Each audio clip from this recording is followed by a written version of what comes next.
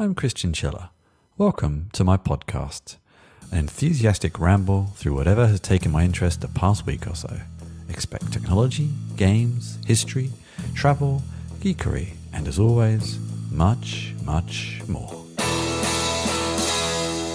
Hello everybody, welcome to Chinchilla Squeaks with me, Christian Chiller. This is going to just be a short, quite quick links roundup before next week, and then probably the following few weeks there'll be a whole lot of Kubernetes related coverage as I hit KubeCon again, and I've already started doing some interviews around it actually. So before that craziness begins, it's just you, me, and some cool things from the internet.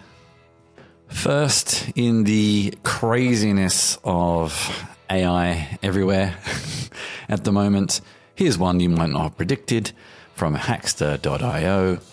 A ChatGPT client is developed to run on a 1984 IBM PC running MS-DOS. Interestingly, I actually share an office with a guy who still uses DOS and some other ancient operating systems and has actually got them connected to the internet, has got an SSD card connected to them.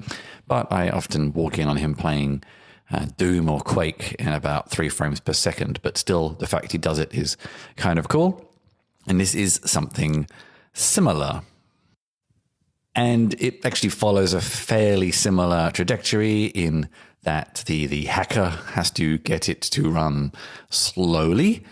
Quoting here 2.77 megahertz, not gigahertz, 640 kilobytes of memory, very low resolution graphics, reduced networking capabilities, shall we say, and then how on earth it's going to communicate with the OpenAI. I always say the OpenAPI AI, the OpenAI API. Wow, okay, it's always confusing. And so they did manage to do this through C, sending post requests and returns in JSON, which is also interesting because I'm not 100% sure if JSON was even a data format then. And then we have a wonderful screenshot here of it running in DOS. And I mean, if you've ever used DOS, if you're old enough to remember DOS, it kind of looks like a lot like the DOS experience, like a terminal is these days. So what's the me? I am an IBM 5155 portable PC. Nice to meet you. You're one of the first portable computers released by IBM, etc., etc., etc. Interestingly, it can't seem to handle the carriage returns on this screen, and the words get split all over the place.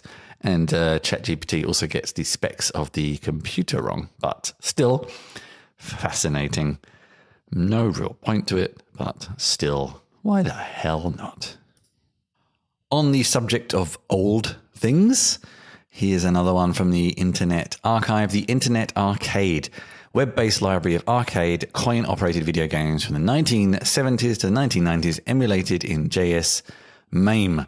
And I can see some of my favorites before I even scrolled very far. Sonic the Hedgehog 2, Street Fighter, Tetris, Speed Up, Tekken, Pac-Man, Dragon Ball Z. And now I'm starting to see things I don't recognize so much. More Street Fighter, Dungeons and Dragons, Sonic the Hedgehog original, Bomberman, more Tekken, Pac-Mania, and many. Gauntlet. Oh my God. Many more. Anyway, Shinobi. Oh God, I have some fun here. I mean, a lot of these I have got through emulators, but I must admit I'm eternally forgetting where I've put the ROMs that I've required legally, of course. And in this particular place, I can just run it in the browser, which is quite cool. I wonder if I can use a controller. I'm going to have to try some of these. But I love this kind of stuff. It's really cool. This is kind of a really cool application of technology, keeping things going. I always sort of worry that a lot of the mediums we have used and lost over the years will mean that unlike that we can understand history from thousands of years ago because it's on clay tablets, not tablets like iPads, clay tablets and papyrus and things like that. And we can use our eyes to read it. We may not be able to understand it, but we can still read it. Whereas a NES games cartridge in 100 years, will we be able to read it? And something like this, well, I guess I hope it gives a more lasting version of these relics, I suppose we can think of them. But whether that is the case remains to be seen, of course. We won't know. But I like the fact people try.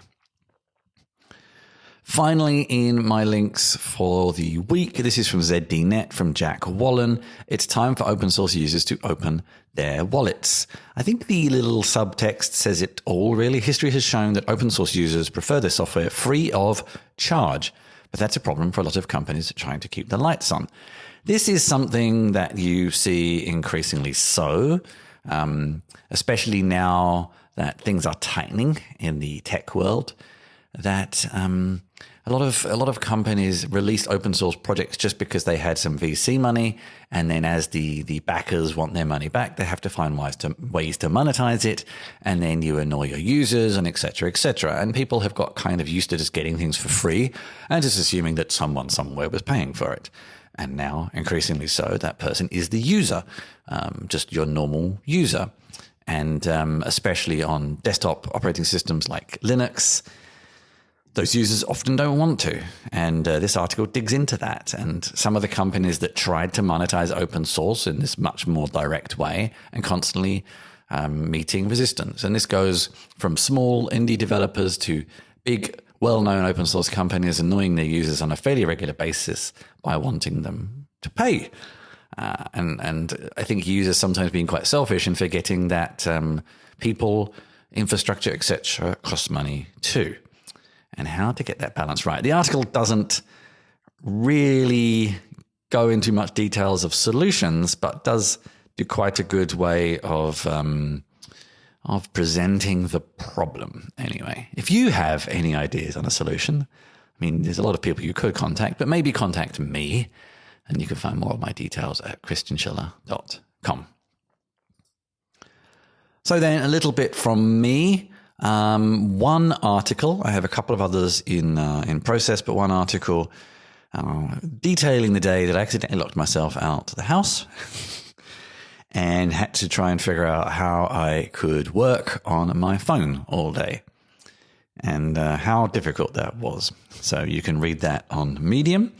And then over on YouTube, a few things. I looked at interactive fiction with Inform 7, which was interesting. It's a sort of text interpreting way of creating interactive fiction, a bit different from some of the others we've got used to.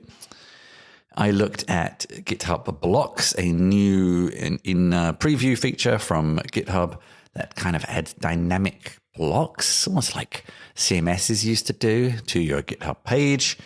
I looked at Writer's Brew, a macOS universal writing assistant, but I couldn't really get it to work, so it didn't last very long. And then finally, in a very, very sort of rushed and rough video, I kicked off a new video series I'm going to be doing with Portia from Cecil Agency. We're going to be having a new kind of technical writing video podcast stream thing. So head over to YouTube to find all of those. Those things aside, it's been quite a busy few weeks. I've been traveling a lot, so I have a lot of, as always, things in progress but not quite completed. A new fiction or relaunched fiction podcast is getting quite close. I am currently shopping my book around to agents and working on some short story collections, getting some new artwork commissioned for those. I have been converting a lot of old music to Ableton, again with the intention of uploading those. So lots of things in progress, but nothing quite finished. You can always find everything I'm up to, all of my details at christianschiller.com. Reach out to me. Let me know what you think about some of the things I covered today on any of the various channels that I put content out on. And I'll be back next week with a whole series of interviews coming up over the next sort of month to 6 weeks. So thank you very much for joining me, and take care, everybody. I hope you enjoyed the show. Find out more about me at christianschiller.com, where you can find show notes, sign up for my newsletter, and find all of my writing, games, work, and video links. There's also details on how to get in touch with me. And if you want to get even closer to what I do, join my Discord server for behind-the-scenes discussions and helping me produce my shows and work.